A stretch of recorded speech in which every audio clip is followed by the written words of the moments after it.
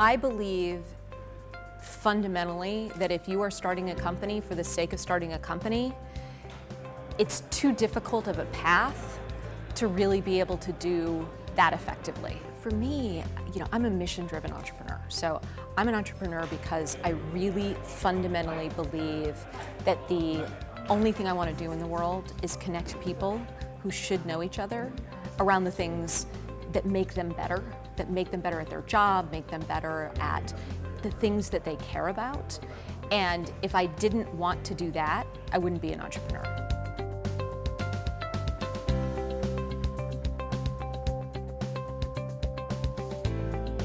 The number one thing is your own stamina, resilience, and passion for your mission.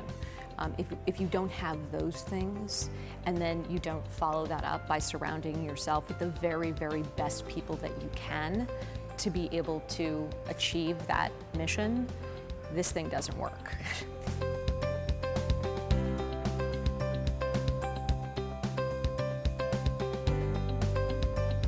One of the mistakes that I certainly see is someone starting a company with their friend where one is the CEO and the other is the CFO. Startups don't need a CFO. What they need, especially in a technology company, is a very strong technical co-founder. And I think that without a strong technical co-founder, it's very difficult to achieve the things that you want to achieve if you are in a technology business. And then the third piece is really chemistry. Do you solve problems the same way? Do you fight the same way? How do you align on your values, but then also how do you resolve conflict?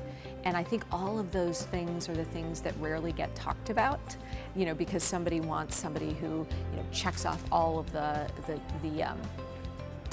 skills that you need in a co-founder, or you're like, hey, we're good friends, so it doesn't matter. But anything that you can do with a co-founder where you're looking for how do you resolve conflict? How do you think about fairness? How do you think about the values that you're putting forth? Those are the things that I have found to be the most important when choosing a co-founder and when making a co-founder relationship successful.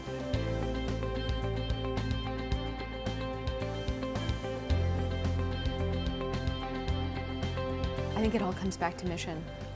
If you have a strong mission that has an impact on the world, or could have an impact on the world, and you're passionate, you are a passionate believer that you can have a future that you can influence, and you are then able to tell a story and to lay out for somebody how they're going to be able to play a key role and have their fingerprints all over that, making that mission a reality.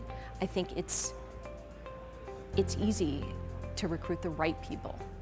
And where I've seen people make mistakes is when they try to oversell a particular candidate, or they try to talk about things that aren't the mission, the impact, the things that you're actually trying to accomplish, but rather this is going to be huge and you're going to make so much money, or any of those kinds of things. I haven't seen that approach be very effective or successful in terms of building a really strong team.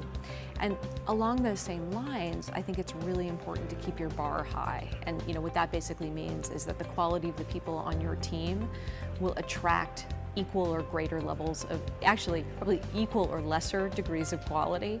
And so if you're not constantly upgrading the quality of your team through training, through challenging projects, and also through continuing to bring fresh talent on board that ups everybody's game, it's very difficult to achieve big, massive, missions or goals, which is, why we do what we do.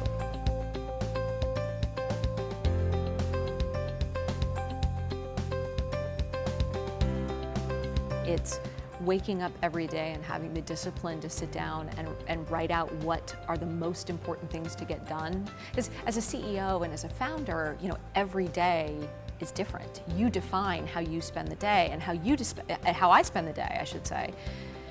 has a real impact on my team and what we're able to accomplish. And certainly in the early stages of a company, what the founder and what the CEO spends their time on, really defines the foundation of the company. So being very disciplined about, where and how I spend my day, and then, reflecting on what worked, what didn't work, and what I can do better the next, and doing that in very rapid succession is incredibly important. And then followed by, surrounding myself with people who are pushing the envelope on how things are being done today.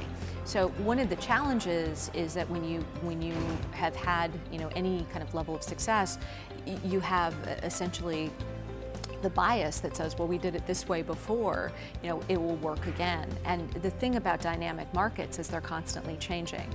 And what's exciting about technology and exciting about Silicon Valley is the things that you can do to impact and influence the future are constantly changing. So I think this is the one place where a diverse portfolio of subject matter experts, which is a fancy way of saying, know a lot of really interesting people doing interesting things at all ages and all, and all backgrounds, I believe that is the best way to stay fresh. The other thing I have found is that helping other people makes me better.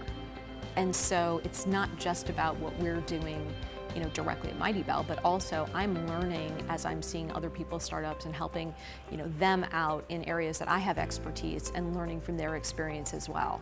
And that's what really creates the ecosystem here that's so powerful.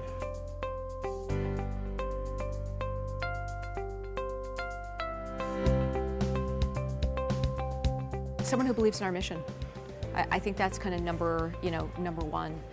I think it's very difficult to want to partner with somebody, and it's truly a partnership, who doesn't believe in what you are trying to bring to the world. And so that's kind of number one. And then somebody who is extremely candid and can give me feedback in a way that I can hear, but also that I can act upon. And I think so many investors, are focused on keeping their options open, that they're actually not very good with feedback.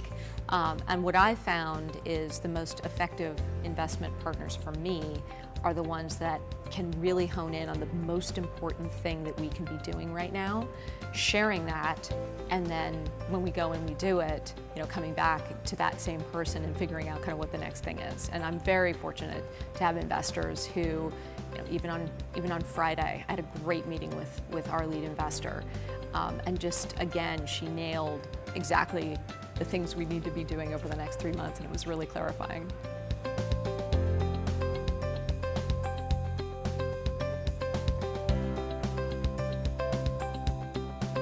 There are much easier ways to make money than starting a company, but there are no easier ways of changing the world. And if you're not in it to change the world, this is a very sad and unhappy life.